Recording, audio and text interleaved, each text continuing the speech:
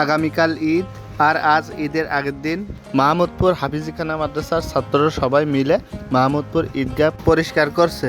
ঈদের আগের দিন আজ সাতক্ষীরাতে সন্ধ্যার পর থেকে অনেক বৃষ্টি হচ্ছে। আসসালামু আলাইকুম। আমি এখন আছি মাহমুদপুর ঈদগাহের উপরে, ছাদের উপরে দাঁড়িয়ে আছি আমি। ঈদের নামাজের জন্য ঈদগাহ প্রস্তুত করা হচ্ছে, তার কিছুটা আপনাদের দেখানোর জন্য ভিডিওটি করা। তো বন্ধুরা, কিছুটা দেখতে থাকুন। আমি দাঁড়িয়ে আছি ঈদগাহের ছাদের উপরে।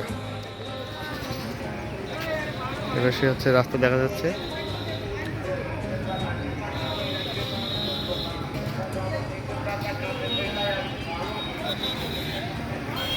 আর এখন দেখাবো ঈদগাহর পাশে যে মেন রাস্তা, ঘুমরা রোড।